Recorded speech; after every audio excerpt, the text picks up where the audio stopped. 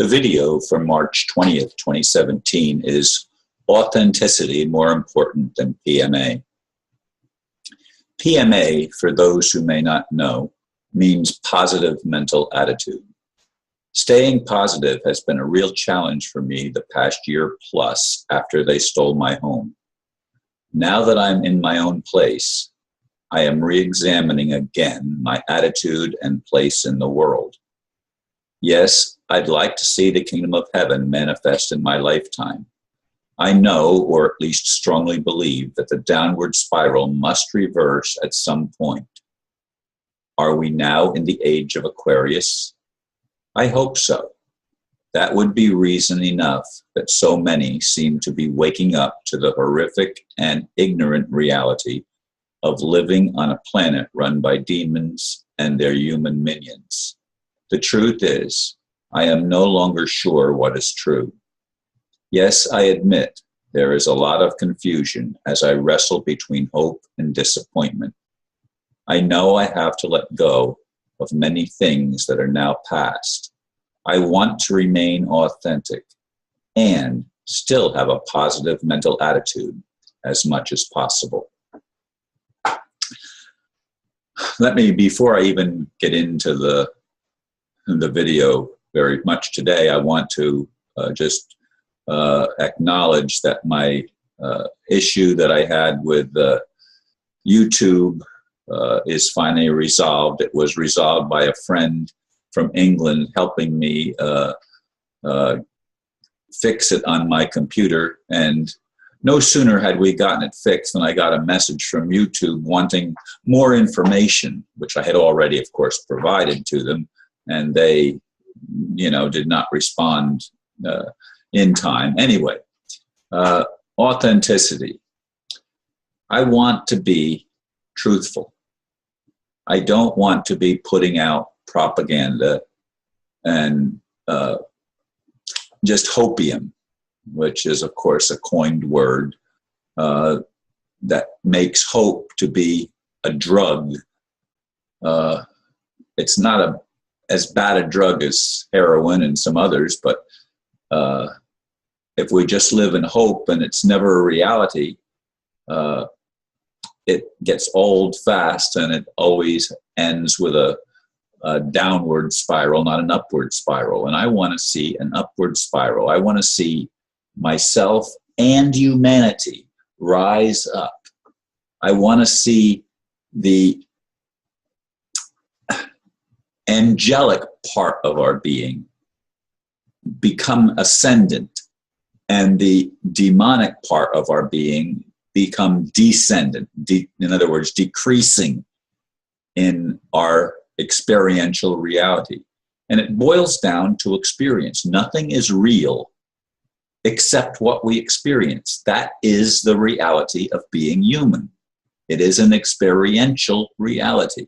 It is a reality based on what we can touch, taste, see, hear, and what's the other one? Smell, the other sense. But it's based on what we consider to be reality. And I want reality to be what I've envisioned since I was a boy, that God really is love. And despite all of the chicanery and confusion that has been dominant in human history for such a long time, millennia, despite that, I'd like to believe that God has a good intention and a good purpose for the whole thing. Looking at it from just the time frame of how long it's been negative still doesn't make sense. The astrological explanations to me are meaningless. But then again, I'm thinking in terms of a finite being, not an eternal being. Am I an eternal being? Are you an eternal being? Have we really been here not only before, but many, many, many times before in many incarnations? Is that the reality that has been hidden from us? And it's not really just one lifetime and then eternity. I mean, we've been lied to our whole lives. I can see that. Some people that are still embracing the system don't see that. They don't see it as lies. They see it as that's their truth, that's their reality. And I can't live in that reality with a positive mental attitude. They don't coexist. My positive mental attitude has to be based on what I believe our destiny is. But yet at the same time, it has to be authentic. I can't be always lying to myself that things are not what they actually are for me, which is why I went into such doldrums with the loss of my home. Now, there's been a lot of talk about the revaluation of currency. The dinar and zim and other currencies are supposed to be gold-backed and change the entire financial system, again, as an interim bridge till we get to the point where we realize that money has no actual value at all, whether it's gold and silver or just paper. It has no value except what we place on it. It's not intrinsic, in other words. Shiny metals and shiny stones and paper with all sorts of design and coloration, and it's all an illusion. Yet it's an illusion that we have to deal with.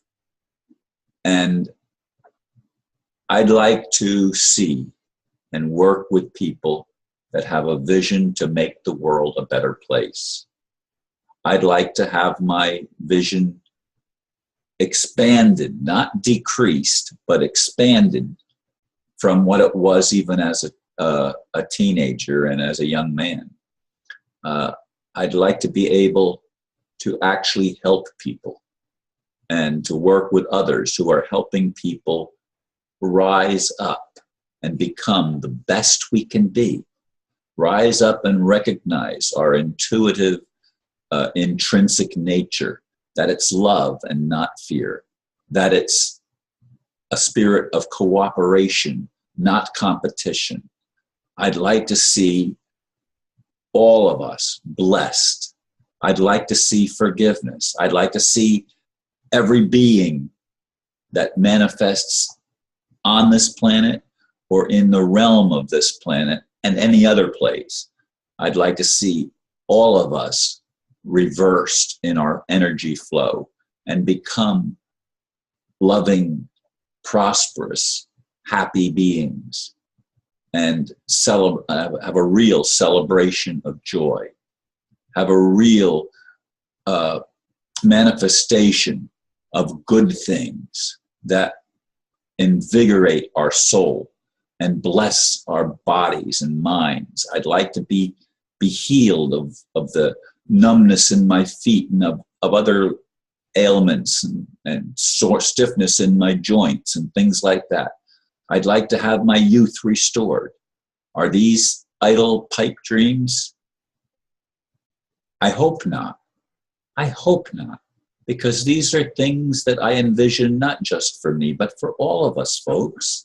For all of us. We all deserve more than what we've been dished out. All the stuff that we've received and experienced has been the dark side of it.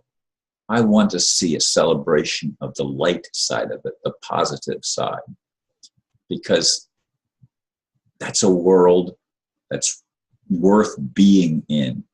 And I'd like to see my life extended and changed, and yours too, all of us. I'd like that not to be just a dream, but become a reality. I'd like it to be authentic, not just a positive mental attitude.